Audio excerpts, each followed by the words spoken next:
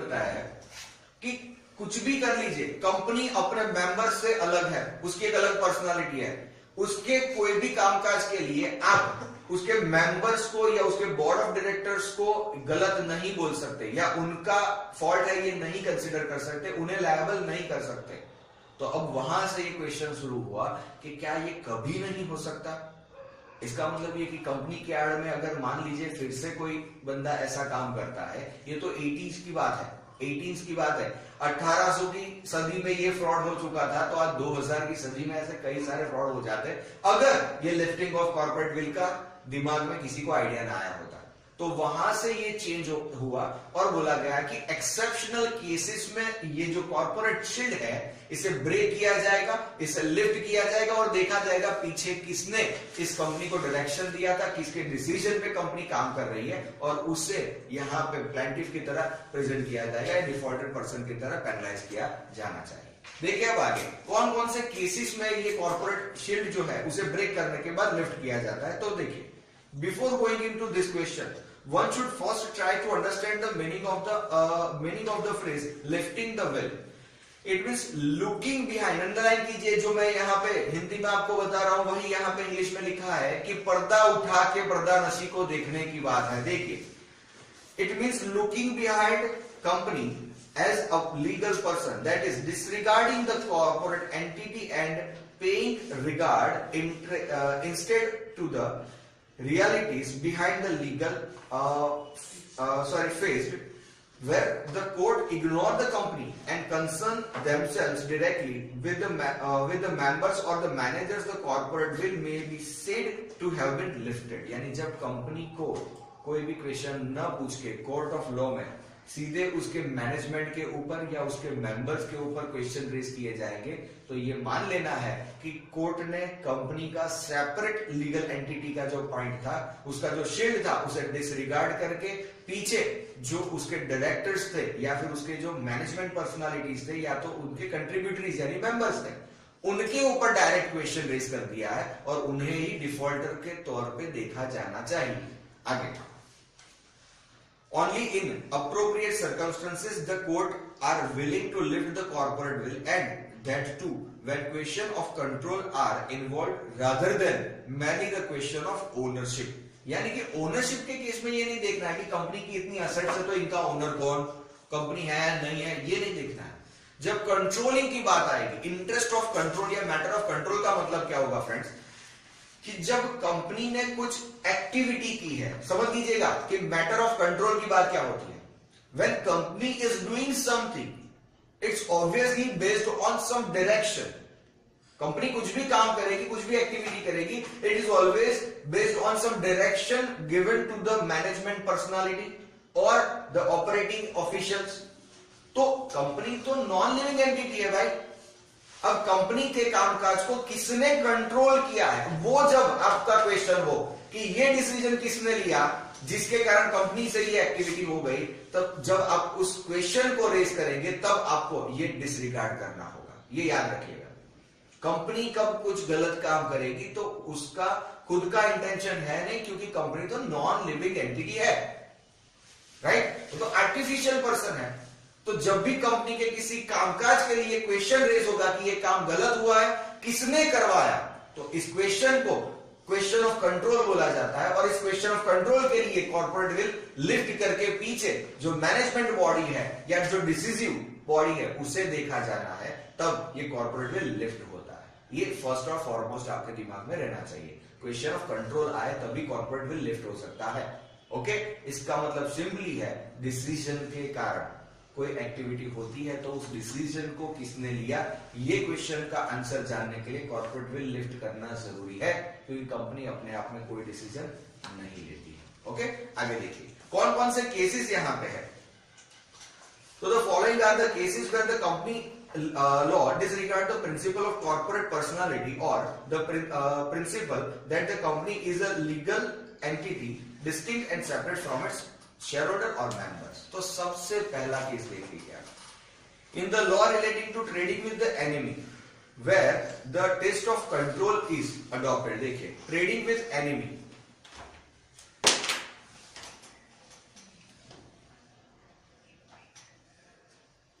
enemy. Yes, contract act को याद कीजिए जरा, सीपीटी या फिर अपना आईपीसीसी में जब कॉन्ट्रैक्ट एक्ट पढ़ा था, तो जो कॉम्पिटेंट पर्सनालिटी का केस है ना फ्रेंड्स, उस कॉम्पिटेंट पर्सनालिटी में आता है कि जो एलियन एनिमी का मतलब क्या, कोई मिल गया, नहीं याद करना है अपने को याद करना है, एलियन मतलब किसी और कंट्री का बंदा। Until and unless we are having war with that company, that country, तो वो alien friend है. As soon as war has become started with that country, all the alien friend become alien enemy. ये point हमें याद है. तो यहाँ पे एनिमी का कैरेक्टर अगर कंपनी का प्रूव करना है तो आप कैसे कंसिडर करोगे? देखिए मैं आपको बताता हूं. कोई कंपनी है, मान लेते हैं company P, which is incorporated in India. तो ये इंडियन कंपनी हो गई कि सिंपल है, इंडियन कंपनी है. अब इस कंपनी को हम एलियन एनिमी या फिर एनिमी कंपनी कैसे प्रूव करेंगे? क्योंकि इसका इनकॉर्पोरेशन अगर देखा जाए तो कंपनी तो इंडियन कंपनी है, इसकी एक्टिविटी जो चल रही है ना वो एंटी नेशनल एक्टिविटी है. ये हमने देखा, इंक्वायरी से पता चला कंपनी का जो कामकाज है ना वो इंडियन कॉन्स्टिट्यूशन के अगेंस्ट में कुछ चल रहा है. ये कुछ ऐसा काम कर रही है जिससे पब्लिक के इंटरेस्ट को अफेक्ट हो रहा है, कुछ फंडिंग गलत तरीके से हो रहा है, ये सब हमारे दिमाग में चला. बट हमने क्या किया ना, इसका बायोडेटा निकाला, और बायोडेटा निकालने से हमें ये पता चला कि इसका इनकॉर्पोरेशन तो इंडिया में हुआ भाई, तो ये एनिमी कंपनी नहीं हो सकती. एट फर्स्ट साइट जब कंपनी को देखा तो कंपनी एनिमी नहीं है. तो अब क्या करें? अभी भी अगर हमें उसकी तह तक जाना है तो उसकी जड़ों तक जाने के लिए हमें इसके बोर्ड ऑफ डायरेक्टर्स या फिर उसके फाउंडर या फिर उसके जो प्रमोटर हैं इनका बायोडेटा निकालना पड़ेगा. और इनका बायोडेटा आप कब निकाल सकते हो? जब आप कंपनी के इस सेपरेट लीगल एंटिटी के कंसेप्ट को डिसरिगार्ड करोगे और उसके बाद देखोगे कि इस कंपनी को चलाने के पीछे इनका हाथ है, कौन इसका कंट्रोल कर रहा है, कौन इसका मैनेजमेंट कर रहा है, कौन डिसीजन लेने वाली बॉडी है और उस बॉडी में कौन लोग हैं. अगर वो लोग एनिमी कैटेगरी में से है, यानी कि किसी ऐसी कंट्री से बिलोंग करते हैं जिसके साथ हमारे ताल्लुकात अच्छे नहीं है, तो उस कंट्री के लोग अगर इसका मैनेजमेंट करेंगे तो ऑब्वियसली एंटी नेशनल एक्टिविटी होगी ही. तो इसके लिए क्या कंपनी जिम्मेदार है? नहीं, इसके लिए जिम्मेदार कौन है? Management personalities. तो ऐसे केसेस में आपको अगर एनिमी का कैरेक्टर फिक्स करना है कंपनी का, या उसमें रिसर्च करना है या आपका इंक्वायरी करना है, तो आपको कंपनी का ये जो कॉर्पोरेट विल है उसे लिफ्ट करना पड़ेगा और देखना पड़ेगा किसने डिसीजन लिए हैं, उसकी मैनेजमेंट बॉडी, कंट्रोलिंग बॉडी कौन है, और उसमें जो बंदे हैं वो वंदे मातरम वाले हैं या फिर कहीं और से आए हैं. राइट? अब देखिए इसमें क्या बताया आपको. If the public interest is not likely to be jeopardized, the court may not willing to crack the corporate shield. यानी कि अगर ये एंटी नेशनल एक्टिविटी नहीं करती है तो कोई प्रॉब्लम नहीं है, इसका कॉर्पोरेट विल लिफ्ट करने की कोई जरूरत नहीं. बट अगर ये पब्लिक इंटरेस्ट में नहीं करती है एक्टिविटी, पब्लिक इंटरेस्ट के अगेंस्ट में, oppose to public policy activities कर रही है, in that case court is allowed to lift the corporate veil, to break the corporate shield. देखिए आगे बताया आपको. It is true that unlike the natural person, company does not have mind and conscience. Therefore, it cannot be a friend or foe. यानी कि company friend होगी यानी alien friend होगी या एलियन एनिमी होगी, ये तो हम सोच ही नहीं सकते क्योंकि इसके पास तो दिमाग नहीं है. तो आगे देखिए वहां पे क्या लिखा है. Yes, आगे. It may, however, be characterized as an enemy company if its affairs are under control, underline कीजिए, under control of the people of enemy country. है कि नहीं? इनकॉर्पोरेशन तो इंडिया में ही हुआ है, तो इसका enemy character you can not find. To find out the enemy character of the company, you have to lift or break the corporate shield and look behind that. And if the controlling authorities are belonging to the enemy country, then the company is what? That is enemy company. Right? आगे देखिए. Yes, its affairs are under the control of the people of the enemy country. For this purpose, court may examine the character of the person who are really at the helm of affairs of the company, right? So this is the first one, situation at which court may disregard this corporate shield or corporate entity concept. Second one देखिए, in certain matters concerning the law of taxes, duties and stamps, particularly where question of controlling interest is in issue. देखिए अब taxes, duties और other stamp duty के cases में, second one, taxes और duties और stamps. अब फिर से अगर कोई कंपनी की टैक्स लायबिलिटी बनती है इनकम टैक्स एक्ट के अकॉर्डिंग, किसी कंपनी को मान लीजिए कि 6 करोड़ रुपए टैक्स भरना है, कंपनी ने पे नहीं किया, ठीक है भाई, पेनल्टी लगा दीजिए, प्रोसीडिंग चला दीजिए, but company had taken the decision that it is not to pay. Company क्यों डिसीजन लेगी भाई, इसके पास तो दिमाग नहीं है, कंपनी तो नॉन लिविंग एंटिटी है, तो कंपनी कोई भी डिसीजन नहीं लेगी कि हमें ये टैक्स नहीं भरना है, हम नहीं भरेंगे, राइट? तो कभी भी कंपनी नॉन लिविंग एंटिटी के तौर पे कोई टैक्स या लायबिलिटी या ड्यूटी या सेस या कोई स्टैम्प ड्यूटी अगर पे करनी है जिसके लिए कंपनी लायबल है, ऑब्वियसली कंपनी लायबल है. कंपनी एक्ट में, सॉरी अपने इनकम टैक्स एक्ट में हमने पर्सन के डेफिनेशन में कंपनी को एक अलग कैटेगरी में रखा है, जिसका 30% का स्लैब रेट है, 40% अपने फॉरेन कंपनी के लिए लगता है, राइट? तो जब कंपनी की बात आती है तो वहां पे कंपनी डिफॉल्टेड है, उसके मैनेजमेंट को डिफॉल्टर नहीं माना जाता, और जो कोई भी टैक्स लायबिलिटी है वो कंपनी की है, सॉरी जो बोर्ड ऑफ डायरेक्टर्स है वो अपनी जेब से वो टैक्स नहीं पे करेगा. बट टैक्स पे करना या ना करना ये डिसीजन कौन लेगा, कंपनी या बोर्ड? कंपनी या board? So in that case, friends, the answer is the board or few number of directors had decided that company is not going to pay the tax. So who is liable person for the proceeding? Company? No, friends. In that case, as the decision had been taken by the directors not to pay tax, those are the persons who are to be proceeded. Right? उनके ऊपर case चलना चाहिए, ना कि company के ऊपर. देखिए अंदर क्या लिखा है. Yes, where the corporate entity is used to evade or circumvent tax, the court can disregard the corporate entity. आगे एक दो केसेस दिए हैं जिसके अगेंस्ट पे देखिए, it was held that the company was not a genuine company at all, but merely the assessee himself disregard under the legal entity of the limited company, where it was found that sole purpose for the formation of company was to use it as device to reduce amount to be paid by way of bonus to the workmen, or Supreme Court held of the will to look at the real transaction. यानी कि यहाँ पे मान लीजिए कि payment of bonus act में बताया था कि अगर बोनस पे नहीं किया तो उसके ऊपर रिकवरी की प्रोसीजर होगी, तो रिकवरी की प्रोसीजर कंपनी के ऊपर होगी. कंपनी थोड़ी ना अपनी जेब से पैसे देती है, कंपनी ने ये डिसीजन नहीं लिया था कि we are not going to pay bonus.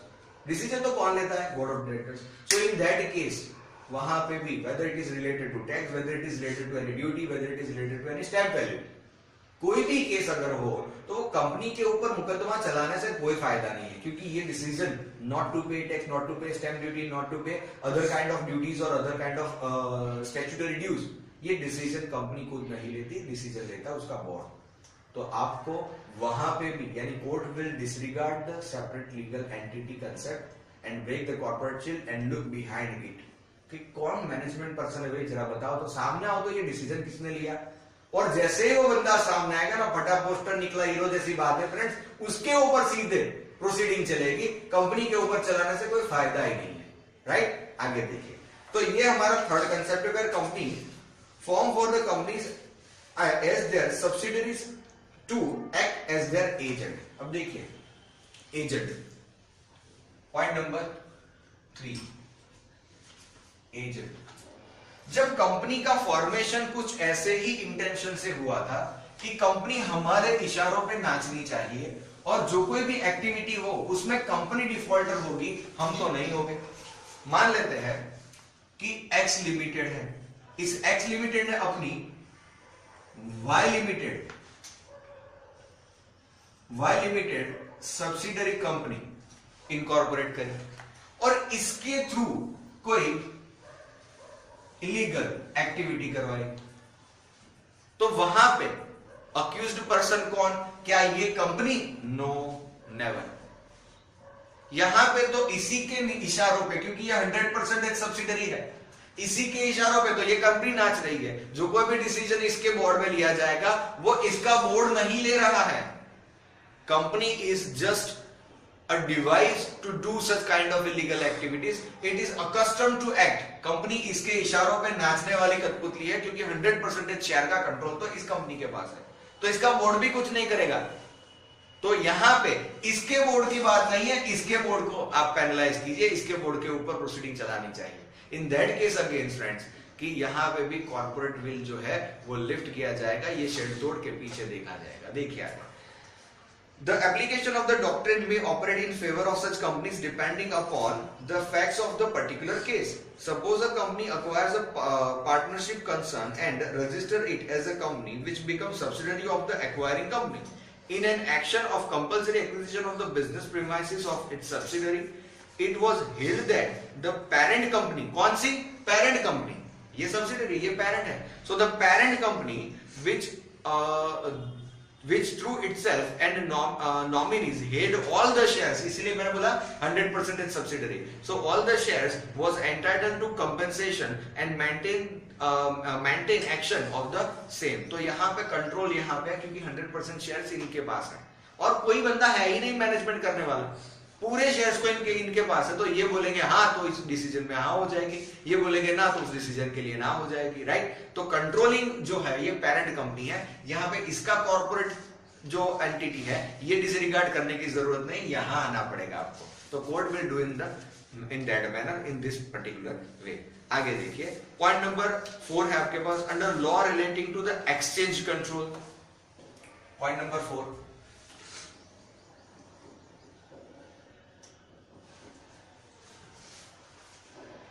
Exchange control का मतलब क्या?